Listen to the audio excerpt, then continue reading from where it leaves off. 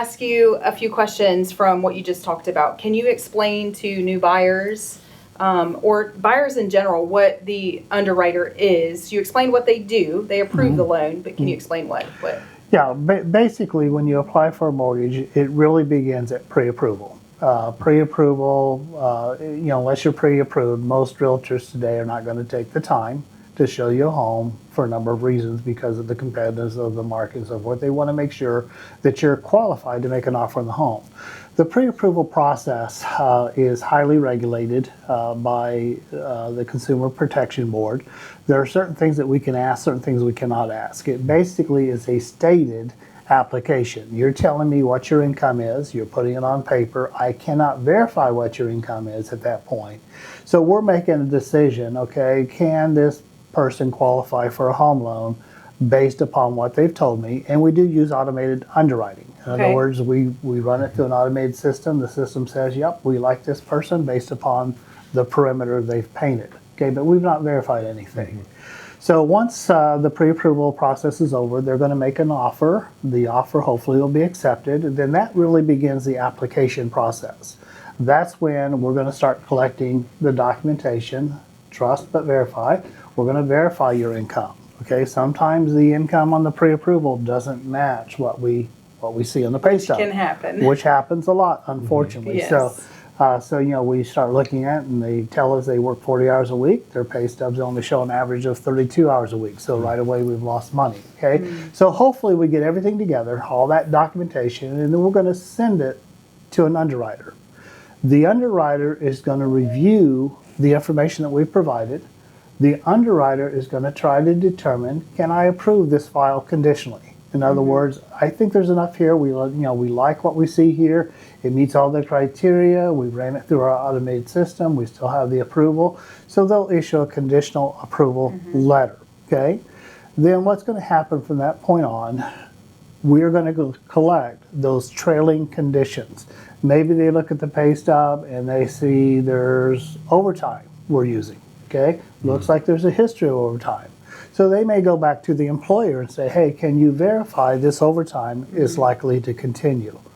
Ultimately, once we have got all those conditions in-house, we've received the appraisal back, no issues with the appraisal. We've received the title report, no issues with the title report. We send it back to the underwriter. The underwriter will look at it and say, hey, this loan is fully approved. We're ready to close. So the underwriter ultimately is responsible for that loan. If for some reason the bank has to buy the loan back, it is basically the underwriter who will face consequences for any buyback. So that's why underwriters are very diligent in what they do and very important part of the process. They're not trying to kill deals. They're trying to make deals work. Sometimes we'll set a loan up, structured one way. The underwriter says, well, I can't really approve it this way, but we can do this. That's called a counteroffer. Oh, wow. And we'll come back to the borrower.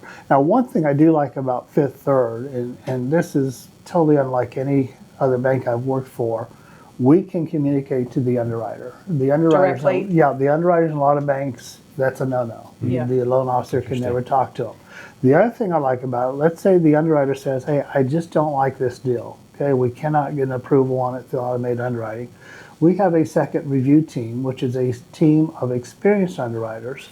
They will review that file for missed opportunities. And I am amazed. I would say probably 25, maybe up to 40% of the deals that we send back for a decline, our second review team finds a way to save the deal. So that's a real nice safety net. So you have a second review team. I didn't realize that in underwriting. That's amazing. Yeah. Okay. So, That's great. Yeah. The other thing you mentioned was Linda. You have an assistant, correct? Correct. Yes. Yeah. So do you want to maybe explain a little bit what she does as well? Linda has worked with me on and off for about 10, 12 years. Linda, I'm very fortunate, is an experienced loan officer. She did the same job that I do at Fifth Third now, back in the 90s. When I left PNC, she followed me to PNC and became their loan officer for a number of years and then served a number of years at West Banco. So it's almost like having a second loan officer in our office, which gives us a tremendous advantage. If for any reason I'm out of the office, Linda can pick up a pre-approval, issue the pre-approval, put on your application, so forth. But her primary function is that she will prepare the file once I've got everything structured the way I want it structured. She'll take the file from there, and then she'll start reaching out to the customers to gather those conditions. And then when it comes out of underwriting, there is a team in Cincinnati that is called processors. The processors will work directly with the borrower to try to get those underwriting conditions. Pay stubs, any returns. trailing conditions that we were not able to collect, they will collect. Linda works very closely with that team as well, That's because great. sometimes customers will not respond to a processor, but they'll respond to Linda or vice versa. So it really gives us the ability to get loans to the table quicker. We've had 3 USDA loans last month that closed in less than 30 days. Oh, All 3 wow. of them, and that is unheard That's of. phenomenal. That's unheard Yes. of in the industry. USDA was able to pick up the files quickly once we got them approved on our end and get them to the full approval. So I think without a Linda, that doesn't happen. That's great. You're looking at a 60-day I love that. USDA closing. So you guys work side by side together on the files. Yeah. Yes. Great. I love it. Okay. Awesome. All right. So I have one more question we'd Okay. like you to answer for everybody. Tell us one thing that you feel like the general public needs to know about the home buying process.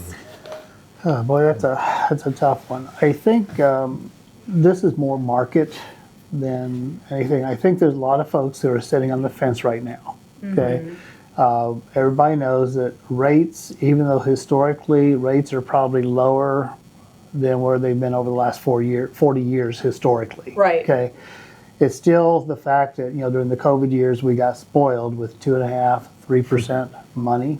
We're probably never going to see that in our lifetime again. In our local market, I would tell you that if you're sitting on the fence, now's the time to buy, okay? Most people keep their mortgages an average of 36 to 60 months. At that point, they either refinance, sell the home, do something with it, okay? So don't worry about the rate right now. I hate the expression, marry the home, date the rate. No, I don't like that at all. Okay, you need to be rate conscious, but don't let rate keep you out of the market. There's a lot of things that are happening in our community that is going to put pressure on housing cost. Okay, now is the time to buy. If you're sitting, buy now. Okay. One nice thing we have at Fifth Third, and again, no other bank in America has it, we have rate drop protection. So let's say you go out and make an offer today. Today you can still get a rate about 6.25, 6.375 with decent credit. You buy the house today, okay?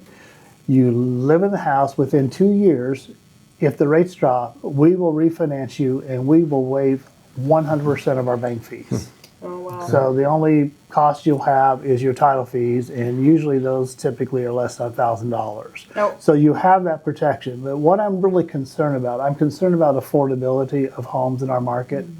I think with the recent announcements, which that's not a dream, that's a reality. What's going to happen in Pike County?